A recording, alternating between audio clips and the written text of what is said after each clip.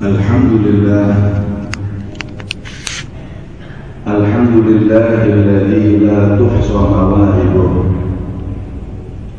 wa la tanfad ajaibuh wa la takhtassu bi zamanin duna zaman.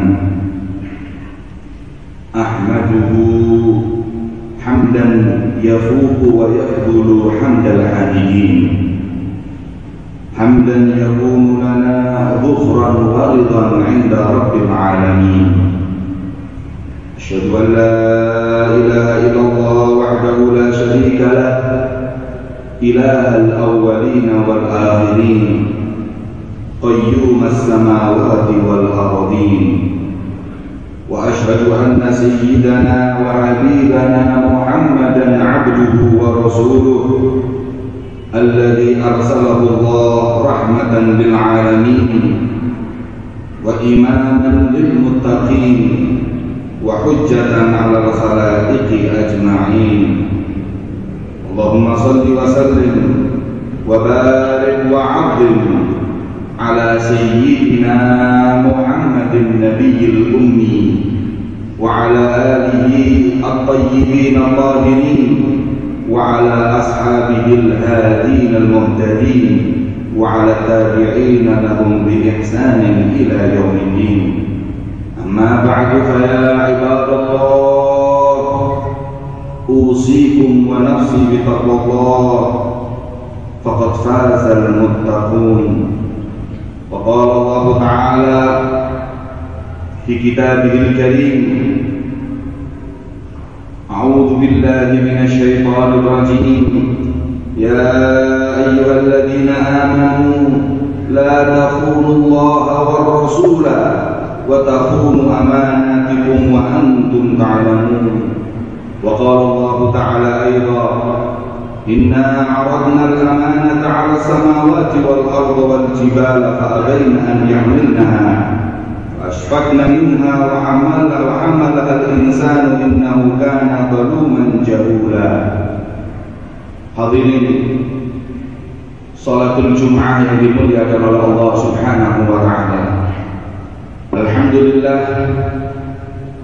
di siang hari yang mulia ini kita berkumpul untuk menunaikan kewajiban yang diwajibkan oleh Allah Subhanahu wa ta'ala kepada kita sekalian segenap kaum beriman, yaitu melaksanakan sholatul Jum'ah.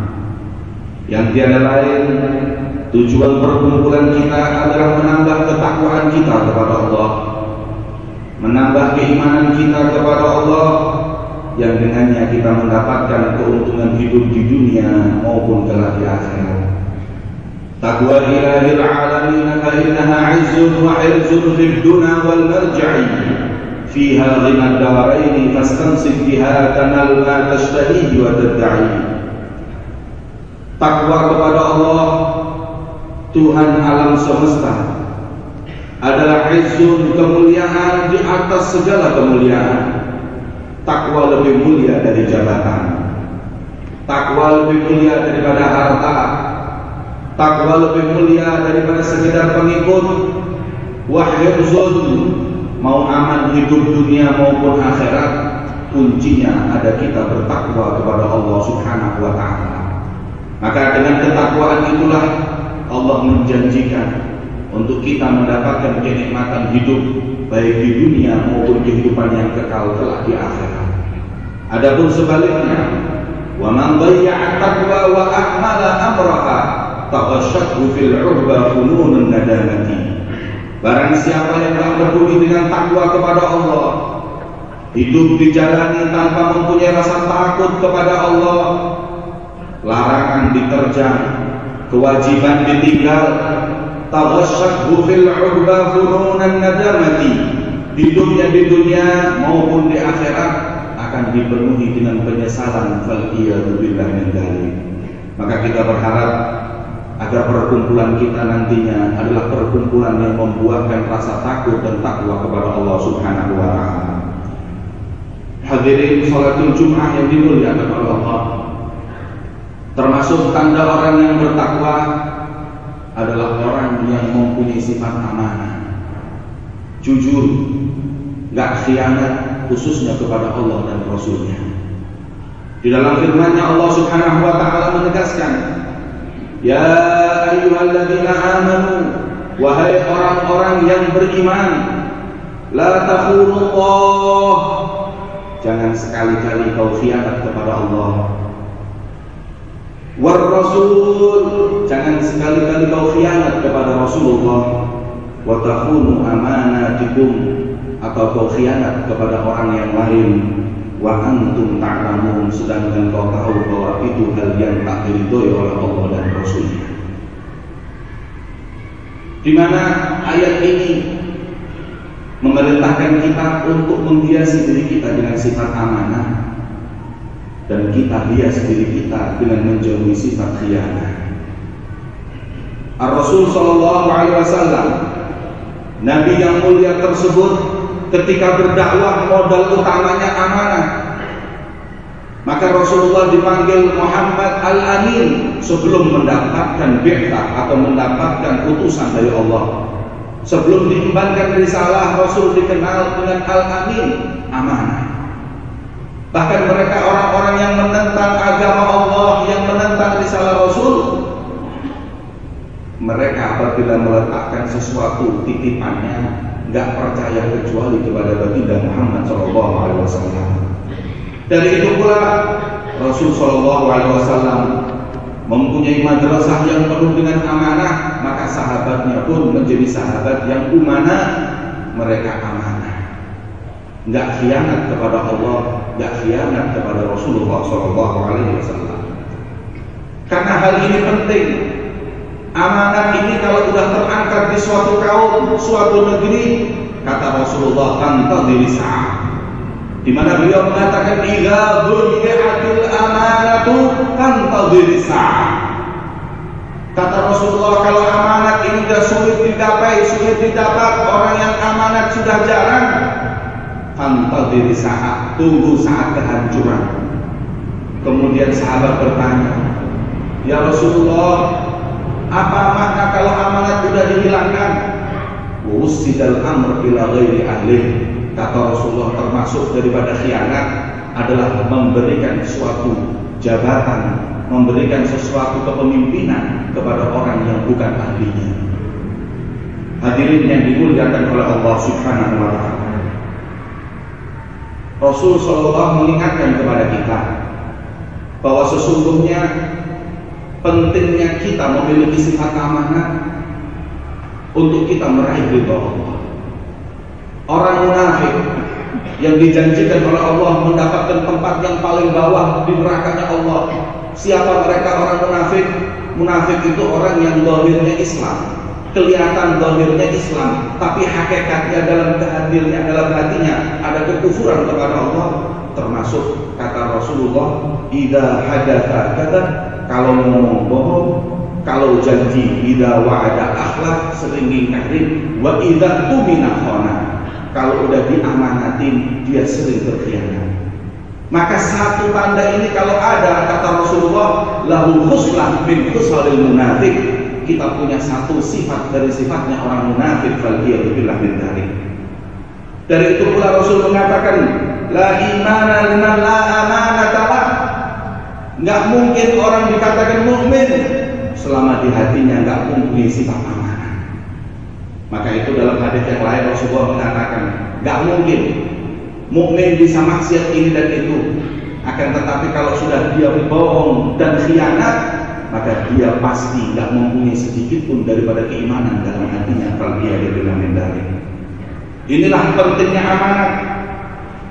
Inilah bahayanya khianat di mata Allah Subhanahu wa taala dan di mata Rasulullah sallallahu alaihi wasallam. Maka amanat yang dibebankan oleh Allah kepada kita ini sudah banyak. Al-Imam Abdullah bin Alawi Al-Haddad dalam Masail Diniyah beliau mengatakan, inna jawarihana amanah. Mata kita itu juga amanah. Kita pakai ngaji, kita amin, kita amanah. Kalau kita nonton hal yang tidak dibenarkan oleh Allah, kita khianat. Waktu ini juga amanat, umur ini juga amanat. Kita pakai untuk taat, niscaya kita adalah orang yang amanat. kita pakai maksiat, al-iyadzubillah, kita termasuk orang yang khianat. Kita punya anak yang di rumah itu juga amanat kita dari Allah, jangan dikhianati. La takhunullah, jangan khianat kepada Allah. Anak dibiarin sampai SMP nggak bisa ngaji, anak dibiarin sampai SMP kadang-kadang nggak tahu rukun sholat, kita khianat kepada Allah. Alhamdulillah. Istri kita itu amanat, kita biarkan keluar tanpa jilbab, kita khianat kepada Allah dan Rasulnya. Segala yang kita miliki itu amanat dari Allah. Maka barang siapa yang berkhianat, faliyadzubillah, bertanggung jawab dengan Allah Al-Malikul Jabbar. Hadirin yang dimuliakan oleh Allah, para sahabat Rasulullah, mereka adalah contoh bagaimana membeban amanah. Sayyidina Umar bin Khattab ketika beliau memegang kepemimpinan, beliau mengatakan, "Lau adrat dabatun fi Iraq wa ana fil Madinah, la sa'alani Allah lima lam tuslih tariqa ya Umar." Beliau berkata, saking takutnya mengemban amanah, kalau satu ada yang namanya keledai atau satu yang namanya kuda di negeri Irak dan saya ada di negeri Madinah, sampai terperosok di suatu jalan karena jalannya nggak beres, aku dibentai pertanggungjawaban oleh Allah Subhanahu wa Ta'ala. Kenapa enggak kau benarkan jalan tersebut, wahai Umar bin Khattab? Maka itu pernah suatu kali Sayyidina Umar melihat sosok seorang yang beramanah. Beliau takjub, beliau kagum, hingga suatu saat diriwayatkan beliau berjalan dengan beberapa daripada anak buahnya. Sesampainya di suatu tempat, beliau dapati seseorang pengembala domba yang lagi menggembala domba. Sayyidina Umar sebagai khalifah sering memberi ujian atau mengetes daripada masyarakatnya tentang bagaimana sifat amanahnya kepada Allah dan Rasulnya ataupun kepada manusia. Di saat itu pula Sayyidina Umar bertanya kepada si pengembala domba, "Ya ra'il ghanam, wahai pengembala domba, aku mau satu dari dombamu dengan harga yang tinggi." Kemudian sang pengembala, sang budak tersebut berkata, "Innahu li sayyidi." Domba itu bukan milikku, itu milik tuanku. Aku hanya dipinta untuk menggembala. Kata Sayyidina Umar, mudah, bilang saja akalah hudi, dimakan yang namanya serigala. Nanti kalau butuh saksi, ini anak buahku jadi saksi. Kemudian dijawab oleh si pengembala domba dengan mengatakan, "Idzan fa aina Allah?" Kalau gitu di mana Allah? Di mana Allah, wahai penanya? Apa kau kira tidak ada Allah yang memberikan kawasan kepada manusia? Saat itu Sayyidina Umar tergetar hatinya, hingga diriwayatkan setiap beliau sholat, kalau takbir teringat perkataan pengembala domba aina Allah, beliau pun pingsan. Inilah amanah, inilah tanggung jawab kepada Allah Subhanahu wa Ta'ala dan Rasulnya. Maka itu hadirin yang dimuliakan oleh Allah, setiap di antara kita punya amanah. Yang kita di rumah sebagai kepala keluarga juga amanah, yang guru juga amanah, yang ulama juga amanah, yang pedagang juga harus amanah. Di mana Rasulullah SAW mengatakan bahwa para ulama umana Rasulullah, mereka pegang amanatnya Rasulullah SAW. Maka kalau dia berdakwah untuk supaya orang cinta kepada dirinya bukan untuk Allah dan Rasulnya, dia khianat. Kalau seorang pedagang khianat dalam dagangannya, maka dia khianat. Dari itu Al-Imam Ali bin Abi Thalib karramallahu wajhah, beliau berkata, "Adaul amanah miftah rizki." Jangan takut apa dengan khianat kemudian kita melarang. Dengan amanah justru itulah kunci daripada rezeki. Dengan amanah kita di akhirat pun mendapat kedudukan yang tinggi. Bukankah Rasul SAW bersabda, "At-tajirul aminu saduqul muslim ma'asyuhada yaumil qiyamah."